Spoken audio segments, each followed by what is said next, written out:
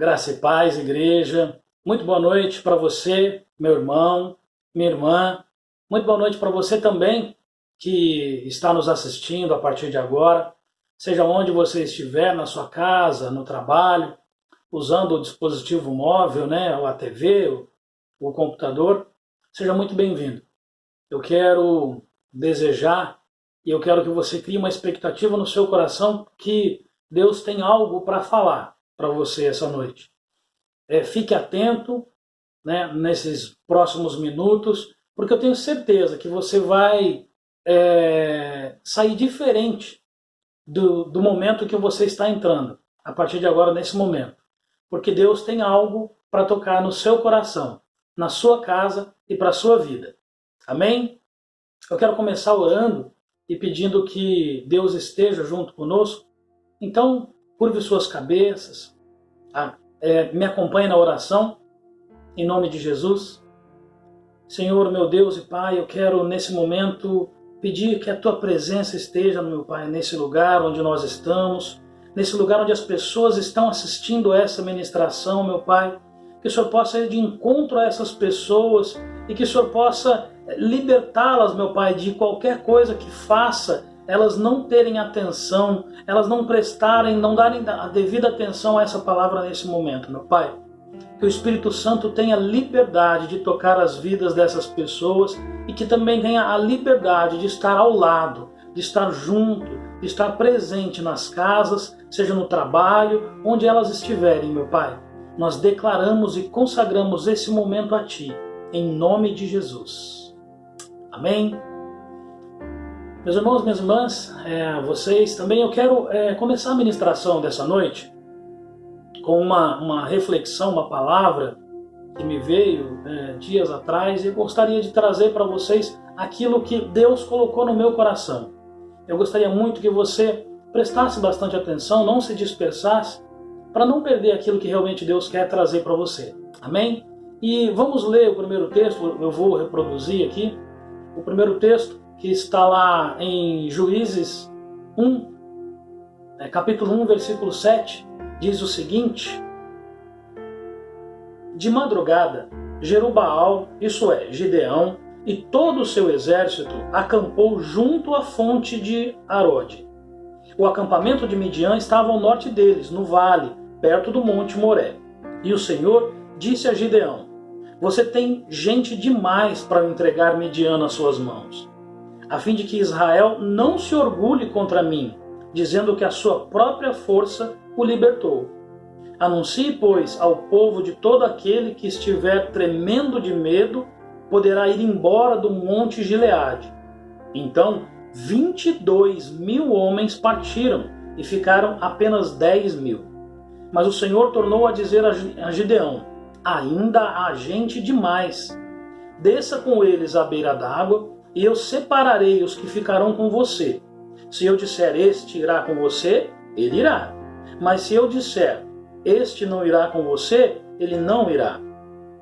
Assim, Gideão levou os homens à beira d'água, e o Senhor lhe disse: Separe os que beberem a água lambendo-a, como faz o cachorro, daqueles que se ajoelharem para beber. O número dos que lamberam a água, levando-a com as mãos à boca, foi de 300 homens. Todos os demais se ajoelharam para beber. Agora o último, que é o 7. O Senhor disse a Gideão: Com os 300 homens que lamberam a água, livrarei vocês, e entregarei os midianitas nas suas mãos. Mande para casa todos os outros homens. Amém? Eu tenho certeza que você já ouviu falar dessa passagem. E eu quero trazer para você hoje uma reflexão, primeiramente, para nos desafiar a entender o que aconteceu e por que aconteceu tudo aquilo. Uma coisa que eu quero começar, para levar você para o contexto, eu tenho certeza que assim, uma coisa que é ruim, pelo menos eu acho que é ruim, eu acredito que você também acredita que seja ruim, é uma pessoa pensar, uma pessoa achar que ela está preparada para algo que realmente ela não está. Essa é uma coisa terrível. Essa é uma coisa muito preocupante. E eu estou trazendo isso para o contexto porque é o seguinte, no primeiro versículo que nós lemos, nós podemos ver que Gideão ele estava junto com todo o seu exército. Ele estava com o exército para, muito próximo, enfrentar, né, uma batalha, uma guerra, mas ele estava junto com o exército. E é importante nós sabermos, e que você saiba, que exército era esse? Quais as pessoas estavam no exército de Gideão? E para a gente entender, né, os homens que estavam naquele lugar, o exército era composto por homens, quais homens estavam naquele lugar? Tem uma referência em Números 1, versículo 3, que Deus ele pede para Moisés e Arão que eles separem as pessoas, separem o povo, né, que eles vão fazer um censo demográfico, vamos dizer assim, um censo populacional, e Deus pede para eles separarem os homens. E ele pede também para fazer o seguinte, que eles separem os homens com mais de 20 anos. E por que esses homens deveriam ser separados? Porque os homens com mais de 20 anos, conforme a vontade de Deus, eles já estavam aptos a servirem o exército. Eles estavam aptos a fazerem parte do exército, a lutarem, a batalharem. Então, para que a gente entenda, o exército de Gideão ele era composto por homens conforme a vontade de Deus. Homens com mais de 20 anos. E aí, uma idade variada, mas pelo menos 20 anos eles estavam aptos a servirem o exército. Eu gostaria que você entrasse no contexto comigo, para me fazer uma analogia que eu acredito que é a mesma coisa que se você teve essa experiência, você vai entender. Se você não teve, acho que você vai ter essa capacidade de entender também o que eu estou falando. Seria quase que uma comparação de você terminar a faculdade, acabar a sua faculdade, no exato momento preencher um currículo e ir atrás de uma vaga de emprego. E aí quando você consegue essa vaga de emprego, você leva o seu currículo, um currículo vazio, porque você ainda não teve nenhuma experiência, e você vai para uma entrevista de emprego. Eu fico imaginando que a maioria dessas pessoas chegam nessa entrevista de emprego e fazem essa entrevista de emprego com as pernas tremendo. Por que isso? Porque elas devem pensar o seguinte: eu aprendi tudo o que eu podia ter aprendido. Eu sei de tudo o que eu tenho que fazer. Mas será que eu estou realmente preparado para esse novo desafio? Estou preparado para encarar esse trabalho? Eu sou preparado para entrar em algo que eu ainda não conheço? Então essa é a primeira situação.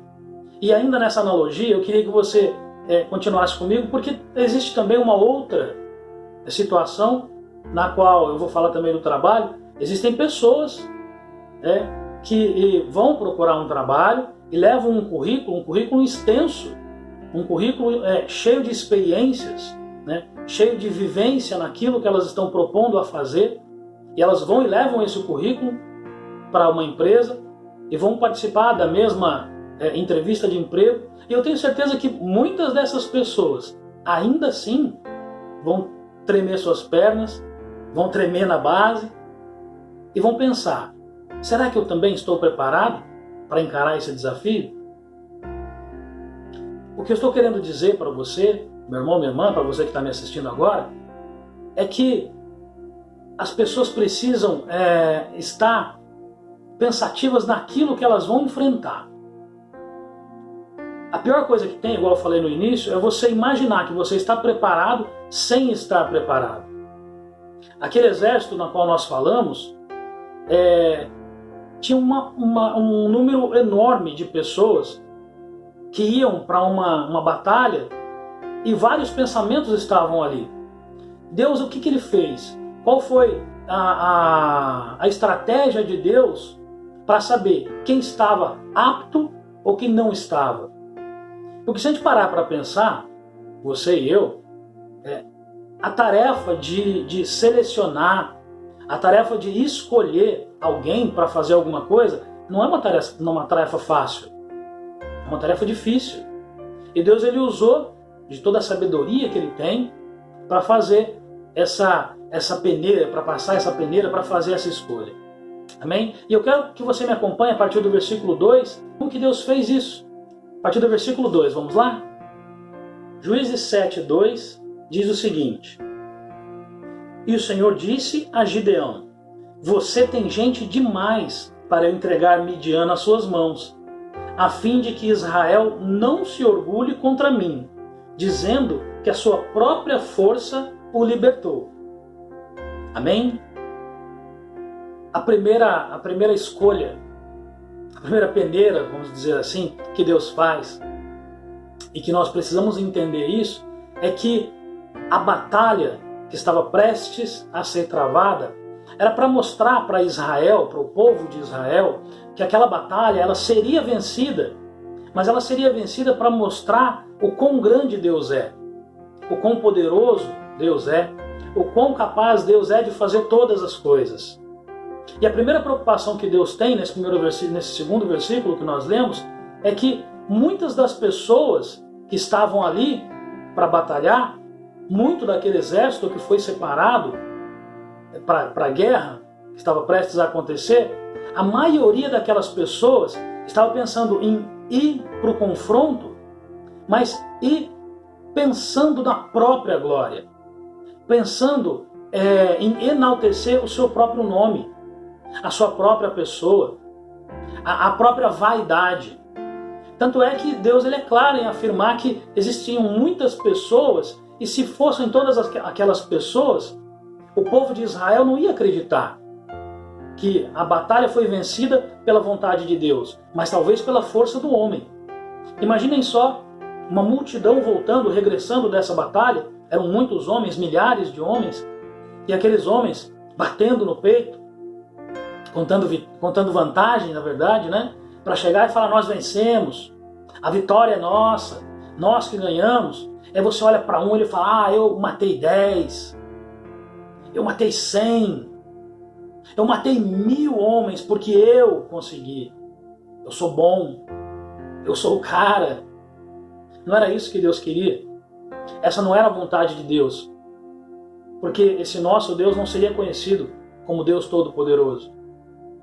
E uma das coisas que eu quero que você entenda essa noite é que nós precisamos aprender que o soldado, o guerreiro e até mesmo o cristão, ele precisa ter humildade. A pessoa precisa ter e ser humilde. Aquelas pessoas precisavam ter essa humildade no coração delas. Isso fez com que muitos deles deixassem a peneira de Deus.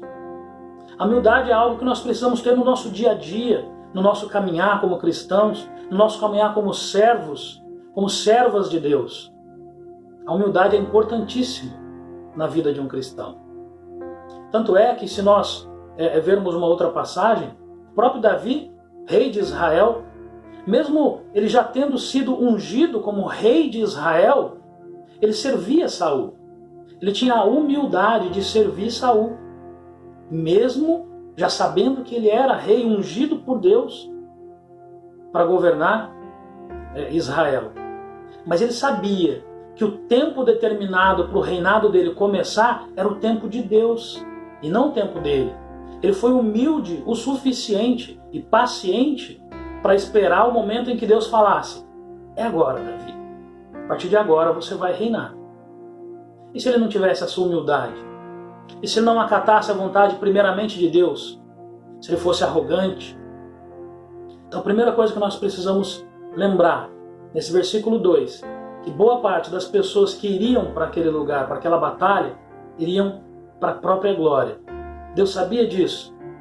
E a primeira eliminação que ele fez foi exatamente pensando nisso.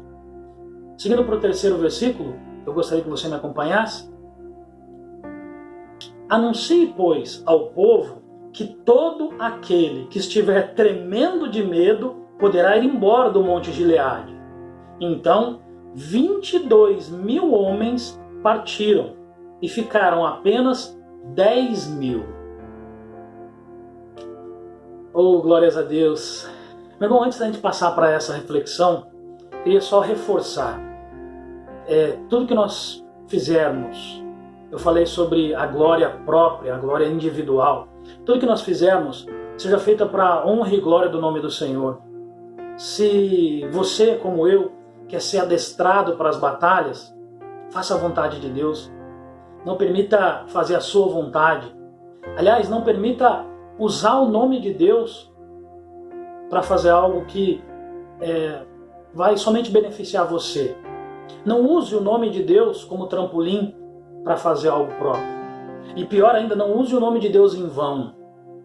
A palavra é muito clara e diz, que haverá um dia que as pessoas chegarão e nem todo aquele, nem todo aquele que Jesus fala que nem todo aquele que me disser Senhor, Senhor, herdará o reino dos céus, mas aquele que fazer a vontade do meu Pai.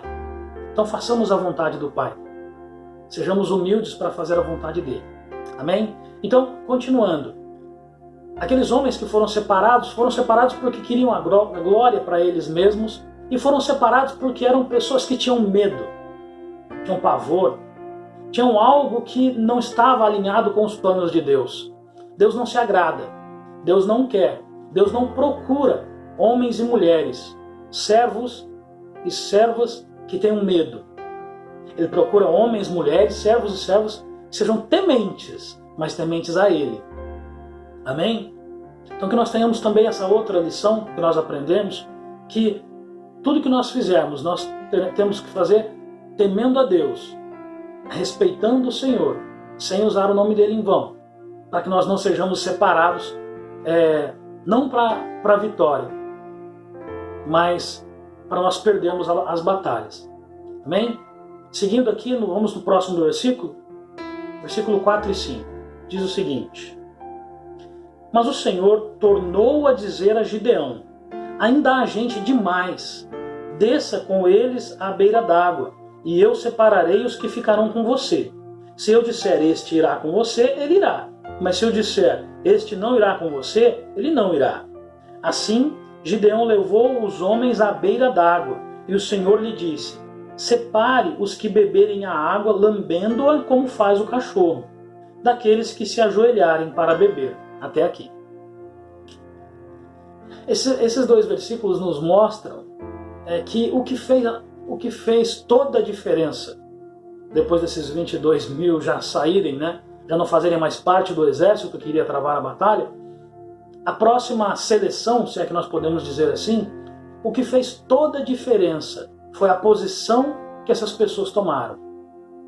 Deus colocou uma prova, os colocou à prova para saber o que eles fariam, qual é a posição que eles tomariam a beber a água. Isso faz toda a diferença, fez toda a diferença e faz toda a diferença. Qual é a posição que aqueles homens tomaram? Aliás, qual é a posição que você tem tomado?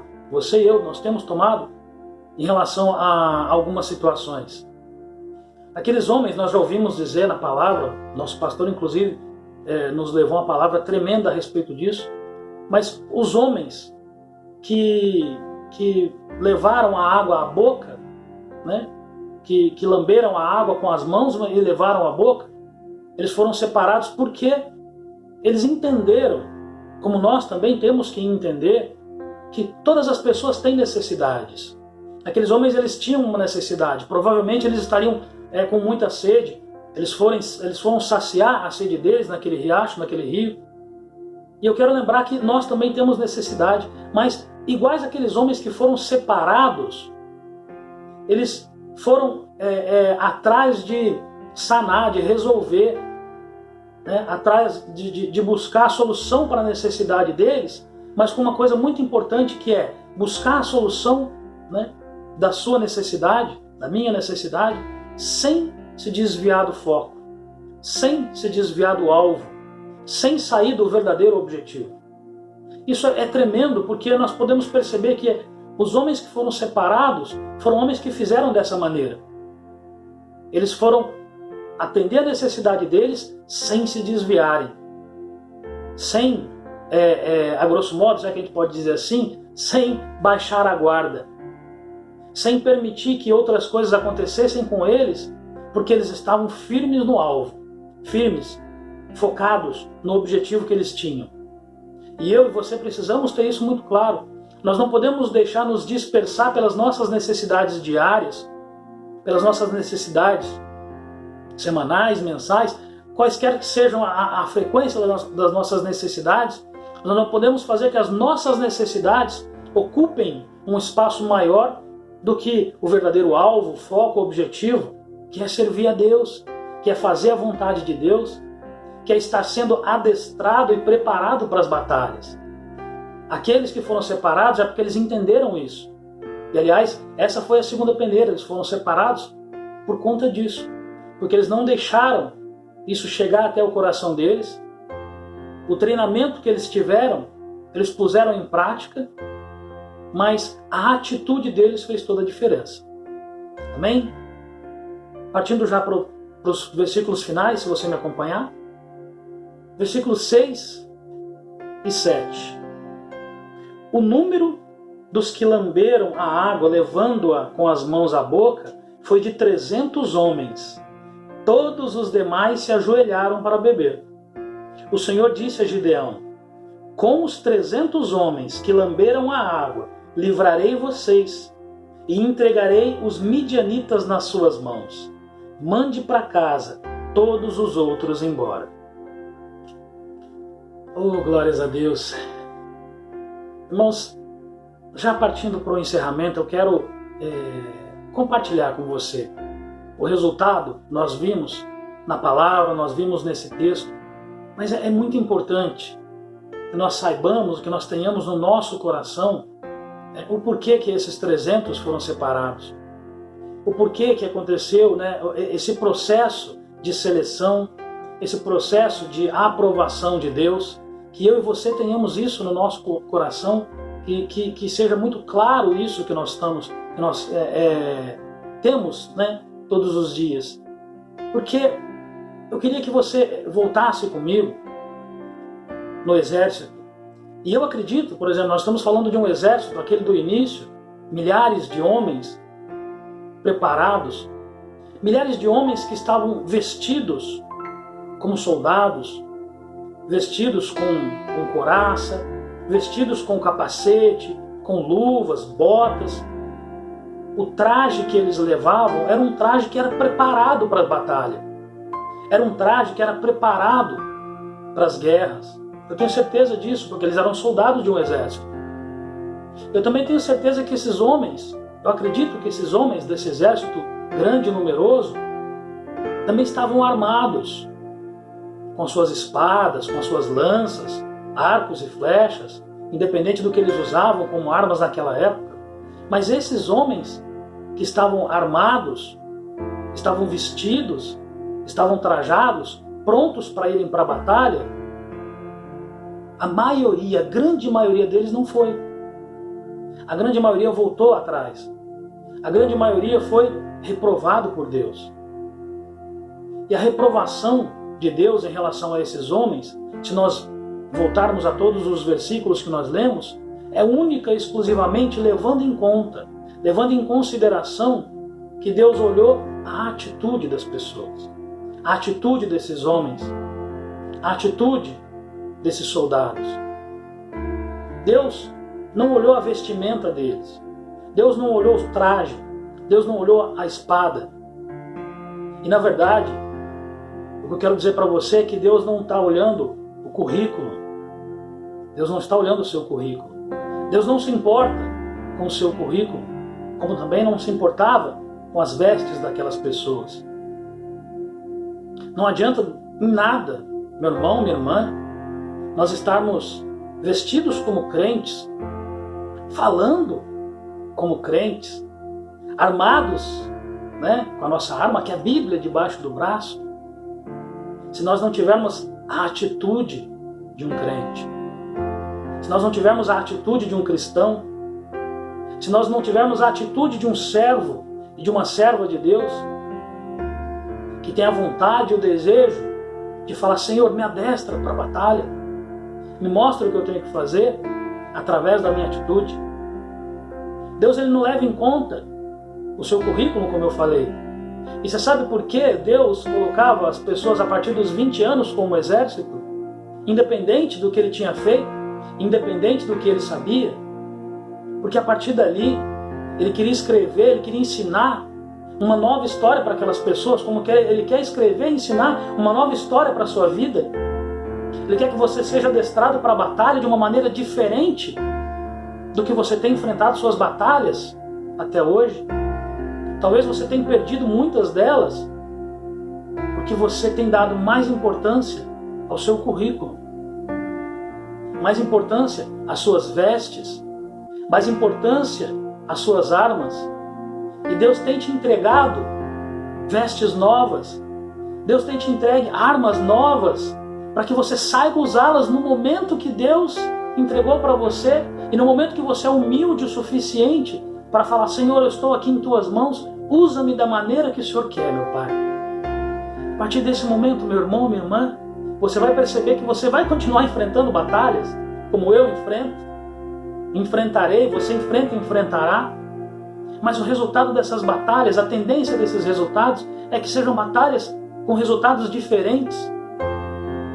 Que você tenha pelo menos prazer e felicidade ao sair dessas batalhas, porque você sabe que não está sozinho. Você sabe que não está sozinho. Você que nos assiste, você também sabe que não está sozinho. Tem um Deus que ama a sua vida, como ama a minha vida, ama a vida de todos nós. Mas você precisa abandonar as vestes antigas de soldado, abandonar as armas antigas, deixar de lado o seu currículo para fazer uma nova história, para aceitar essa nova história que Deus tem para você. Que você guarde isso no seu coração, que você entenda que a escolha, a separação desses homens foi única e exclusivamente por conta das suas atitudes. Amém? Espero que você guarde isso no seu coração, que você coloque em prática no seu dia a dia e que Deus te dê uma semana de bênçãos, de vitórias e que também você seja incomodado por aquilo que você talvez tenha feito e não seja exatamente como a vontade de Deus. Amém? Eu quero orar com você para encerrar esse tempo, esse momento, que Deus possa estar dentro da sua casa. Amém? Senhor Jesus, meu Pai, eu quero nesse momento entregar esse momento a Ti, entregar essa ministração que o Senhor colocou no meu coração, meu Pai. Que as pessoas possam entender o verdadeiro sentido, o significado, meu Pai, da escolha, da separação e das atitudes que fazem toda a diferença, meu Pai. Que nós tenhamos pessoas diferentes, com atitudes diferentes, não somente pessoas de falar, ou pessoas de ouvir falar o Teu nome, mas que eles tenham intimidade, Senhor, contigo. Que eles possam absorver mais da Tua presença na vida deles e que essa absorção gere frutos na vida de cada uma dessas pessoas, meu Pai. Que nós possamos, eu e os irmãos, as pessoas que estão nos assistindo, possam ser adestradas para as batalhas, meu Pai, conforme a Tua vontade e seguindo a Sua direção, meu Pai. Que nós possamos sair vencedores de cada uma dessas batalhas, independente do que nós achamos, se nós vencemos ou não. As batalhas na qual o Senhor faz parte, meu Pai, todas elas são vencedoras, meu Pai. Que o Senhor possa permitir, que o Senhor possa entregar uma semana de bênçãos para todas as pessoas. Que o Senhor possa, meu Pai, fazer com que os meus irmãos e as minhas irmãs tenham uma semana de vitória.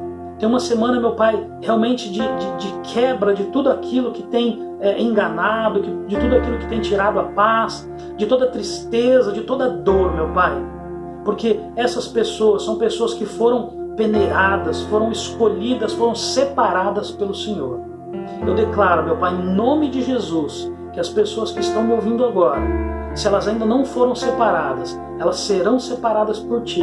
E elas verão quão diferente é servir ao Teu exército, fazendo a Tua vontade, com vestes novas, com armas novas, seguindo, meu Pai, a Tua direção. Graças Te dou, meu Pai, graças Te damos por tudo aquilo que o Senhor tem feito em nossas vidas e que sempre toda honra, toda glória seja para Ti, em nome de Jesus. Irmãos e irmãs, tenham uma semana abençoada, tenham uma semana de vitórias, tenham uma semana de lutas, mas que as lutas não sejam maiores que as nossas vitórias. Guarde isso no seu coração. Nos vemos na próxima quarta-feira ou no próximo domingo. Que Jesus seja o centro, seja o foco, seja o alvo. Amém? Até lá!